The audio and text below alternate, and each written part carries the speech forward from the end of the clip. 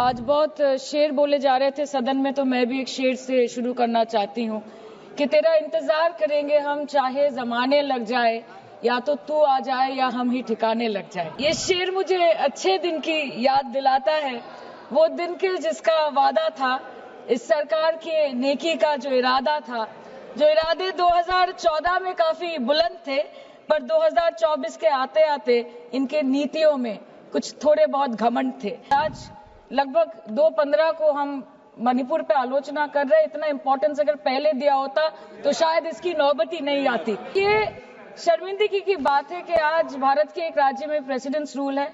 ये भी शर्मिंदगी की बात है कि 140 करोड़ की आबादी में 80 करोड़ को मुफ्त में राशन दिया जाता है। सुश्री सयोनी घोष। धन्यवाद अध्यक्ष महोदय, आपने मुझे बोलने का मौका दिया। आज बहुत शेर बोले जा रहे थे सदन में, तो मैं भी एक शेर से शुरू करना चाहती हूँ कि तेरा इंतजार करेंगे हम चाहे जमाने लग जाए, या तो तू आ जाए या हम ही ठिकाने लग जाए। तो सर, ये शेर मुझे अच्छे दिन की याद दिलाता है, वो दिन के जिसका वादा था, इस सरकार के नेकी का जो इरादा था, जो इरादे 2014 में काफी बुलंद थे, पर 2024 के आते आते इनके नीतियों में कुछ थोड़े बहुत घमंड थे, जिस घमंड के चलते पूर्व में नोटबंदी और लॉकडाउन जैसी घटनाएं घटी और जिसके वजह से 700 से ऊपर किसानों की मौत हुई, और जिसके चलते मणिपुर पर प्रेसिडेंट्स रूल तो लागू किया गया, लेकिन बस यही बोलना था कि 22 महीने लग गए और कई लोगों की जानें चली गई। सर, मैंने आगे भी ये चर्चा की थी कि if president's rule was the only solution, why was it not imposed months ago when people were dying? जब हजारों की तादाद में लोग बेघर हो रहे थे, चारों तरफ आग जल रही थी, जब महिलाओं को विवस्त्र करके रास्ते पर घसीटा जा रहा था, जब सिर्फ भारत नहीं बल्कि पूरे विश्व मणिपुर की चर्चा और निंदा दोनों कर रही थी, तब आप कहां थे? Sir, this delay in imposing president's rule proves that the BJP leadership neither had the will nor the competence to handle the Manipur crisis, and the administration watched quietly as ethnic tensions spiraled out of control. Sir, मैं ज्यादा detail में नहीं जाऊंगी क्योंकि हमने चर्चा पहले भी की है, और आज लगभग 2:15 को हम मणिपुर पे आलोचना कर रहे हैं। इतना इंपॉर्टेंस अगर पहले दिया होता तो शायद इसकी नौबत ही नहीं आती। So this is what I think. पर सर, ये शर्मिंदगी की बात है कि आज भारत के एक राज्य में प्रेसिडेंट्स रूल है। ये भी शर्मिंदगी की बात है कि 140 करोड़ की आबादी में 80 करोड़ को मुफ्त में राशन दिया जाता है। आज सर, लाखों नौजवान हैं जो बेकार बैठे हैं। 1 से 2% ऐसे लोग हैं जो सिर्फ टैक्स पेएबल के क्राइटेरिया में आते हैं, और बीजेपी है जो सब चंगासी का कुर्ता पजामा पहन के घूमते रहते हैं।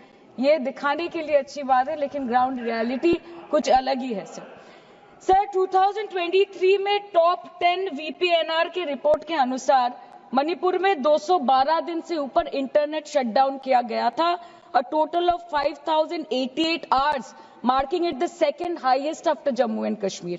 This led to huge economic loss in Manipur, approximately 3,157 crore. The economic blockade in Manipur affecting the two main national highway lasted for 66 days, with rough estimates of loss of around 250 crore per day, which is a whopping rupees 17,000 crores in over 2 months.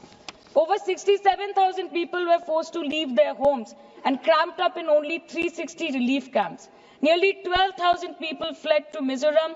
Approximately 7,000 people sought refuge in Nagaland, Assam and Meghalaya. Over 1,700 people taken refuge in Kachhar district as of June 2024. और ये सब तो sir registered official figures है, न जाने unregistered official और कितने बेघर लोग होंगे जो दूसरों के घर में रह रहे हैं, शायद दूसरे राज्य में रह रहे हैं, दूसरे देशों में रह रहे हैं। ये इसीलिए हुआ है सर क्योंकि मणिपुर की सरकार, डबल इंजन सरकार ने, उनकी मंशा ये नहीं थी कि वहां के लोगों को शुरू से प्रोटेक्शन दिया जाए, कि उनको शुरू से रिलीफ दिया जाए। अगर वही होता तो 22 महीनों से इन्होंने मणिपुर को जलने ना दिया होता। सर, मैं 2 मिनट में खत्म करूंगी। You want to move the resolution, of course we have to be with that, लेकिन 1 अप्रैल 2025 मतलब एक दिन पहले से मिनिस्ट्री ऑफ होम अफेयर्स ने armed forces special powers act को 6 महीनों का एक्सटेंशन देके मणिपुर, अरुणाचल प्रदेश और नागालैंड में इफेक्टिव कर दिया है। इससे समझ आता है that law and order in Manipur has seriously deteriorated. आज भी बीरेन्द्र सिंह जी बीजेपी वाले बोल रहे थे कि 1960 से हजारों रिफ्यूजीज मणिपुर में घुस के बैठे हैं, 2001 का सेंसस रिव्यू करना है और डिलिमिटेशन से पहले एनआरसी लाना है। मतलब आपको कुछ सुधारना नहीं है, आपको बस और बिगाड़ना है। जिस तरह असम में एनआरसी के नाम पे इस सरकार ने 1500 करोड़ से ऊपर फूंक दी और करीबन 19 लाख लोगों को अस्तित्व संकट में डाल दिया, अब वही हरकत दोबारा दोहराना चाहते हैं मणिपुर के लोगों के साथ। अध्यक्ष महोदय, मैं अंत में बस इतना कहना चाहती हूँ मणिपुर के भाई और बहनों की तरफ से कि जिंदगी यूं भी गुजारी जा रही है जैसे कोई जंग हारी जा रही है। जिस जगह पहले के जख्मों के निशान हैं, फिर वहीं पर चोट मारी जा रही है। इसलिए आपके माध्यम से इस सरकार से मेरी यही अपेक्षा रहेगी कि मणिपुर के हालात में सुधार लाए, वातावरण में संतुलन लाए, पहले अपने देश के लोगों को मित्र बनाए, फिर जाके विश्व बंधु कहलाए जाए। That the Home Minister and the Prime Minister should work overtime and step outside their comfort zone to address the needs of the people and restore normalcy at the earliest in Manipur. Thank you.